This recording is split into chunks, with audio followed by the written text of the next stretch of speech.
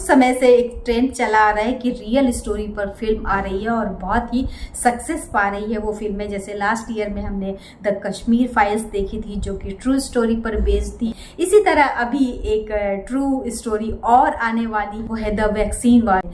तो true story का चलन भी है और लोगों को बहुत पसंद भी है। रियल लाइफ के सुपर हीरो ने सुपरमैन बनकर कैसे मजदूरों की जान बचाई, अपने देश के हीरो को पर्दे पर एक रियल लाइफ हीरो की एंट्री के साथ देखना एक अलग रोमांच पैदा करता है। तो इसी ट्रू स्टोरी पर बनी हुई film the great Bharat rescue में अभिनय कर रहे हैं अक्षय कुमार। और अक्षय कुमार तो ऐसी फिल्मों पर ऐसे रोल में बहुत ही ज़्यादा सूट करते हैं, बहुत जस्टिस करते हैं ऐसी फिल्मों के साथ। और हमें आदत भी है उन्हें इस तरह की सर्वाइवल थ्रिलर मूवीज़ में देखने की।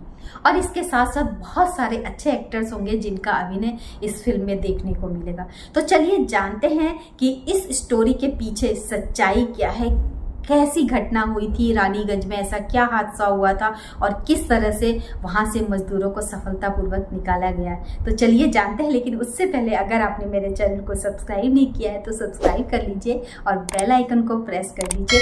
और आप मुझे मेरे इंस्टाग्राम पर जाकर भी अपने व्यूज, अपना फीडबैक दे सकते हैं। मिशन रानीगंज या द ग्रेट भारत रेस्क्यू, इसके पीछे की कहानी क्या है और क्या क्या फैक्ट्स हैं जो हमें पता होना चाहिए, क्योंकि ये सब पहले से पता होता है तो मूवी देखने का मजा भी कुछ दुगना हो जाता है। तो चलिए जानते हैं।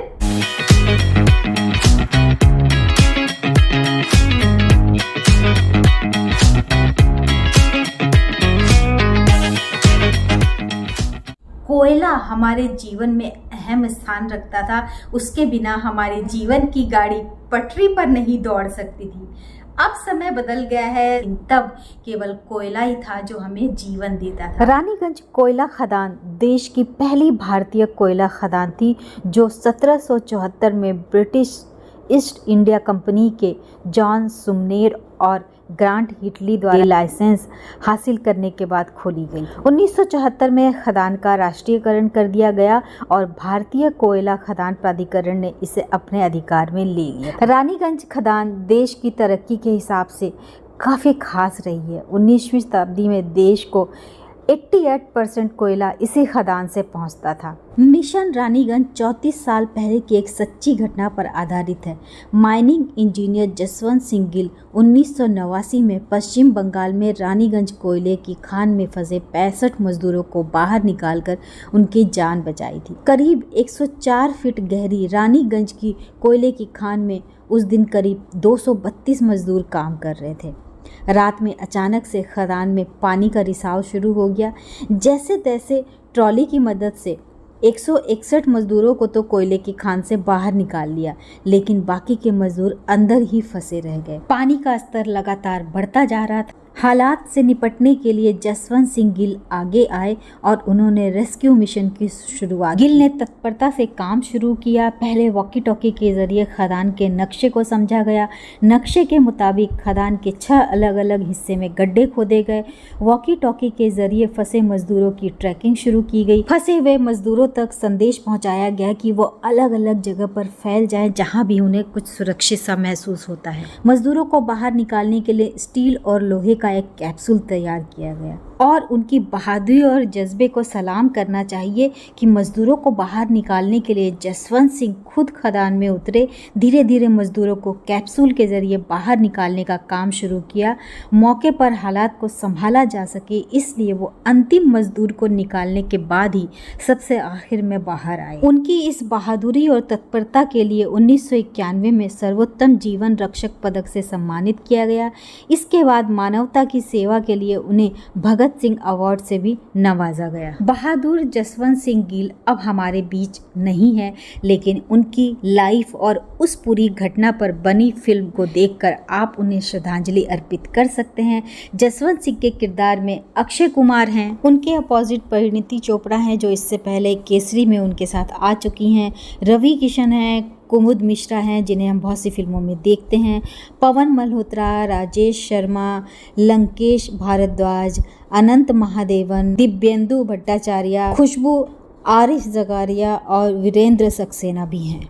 टीनू आनंद देसाई द्वारा निर्देशित की गई है और पूजा एंटरटेनमेंट द्वारा बनाई गई है। अक्षय कुमार इस फिल्म में सरदार बने हैं और इससे पहले अक्षय को हम सरदार जी के रोल में केसरी और सिंह इज किंग में देख चुके हैं। सर्वाइवल स्टोरीज भी उन्होंने बहुत सी कर रखी है। एयरलिफ्ट उसमें से एक है जो बहुत पसंद की गई। इसके बाद अक्षय हमें कुछ और फिल्मों में दिखाई देंगे, बड़े मियाँ छोटे मियाँ, वेलकम 3 और हेरा फेरी 3।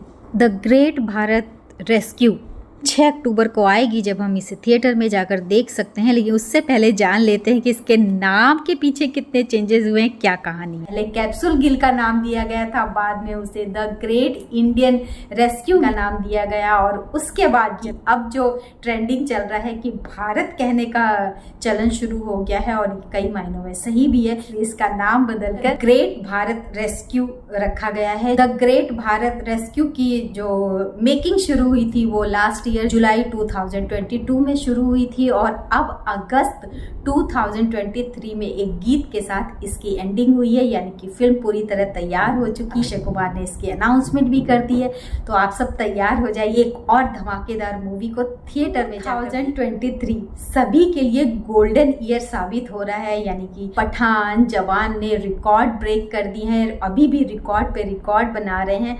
तो हो सकता है अक्षय कुमार की भी ये फिल्म लोगों के दिलों पर जगह बना ले और रिकॉर्ड पर रिकॉर्ड तोड़ सके। वैसे तो आगे आने वाली बहुत सारी फिल्में भी इसी लाइन में लगी हुई है, लेकिन अभी तो हमारे सामने आ रही है the great Bharat rescue. Real story देखना हमें शुरू से ही बहुत पसंद रहा है, दिल को बहुत छूती हैं ऐसी फिल्में, क्योंकि कहीं ना कहीं हम कनेक्ट कर पाते हैं। कि थिएटर में जाइए और फिर कमेंट करके बताइए कि आपको ये फिल्म कैसी लगी, कौन से एक्टर ने आपको प्रभावित किया, कौन सी घटना है जो आपके दिल को छू गई, और कौन सी बातें इस फिल्म में आपको पसंद आई। ये सब आप कमेंट बॉक्स में बता सकते हैं। आप मुझे मेरे इंस्टाग्राम पर भी डीएम कर सकते हैं। तो थैंक यू सो मच पूरा वीडियो देखने के लिए। अगर आपने अभी तक मेरे चैनल को सब्सक्राइब नहीं किया है तो प्लीज सब्सक्राइब कर लीजिए और कमेंट्स करते रहिए।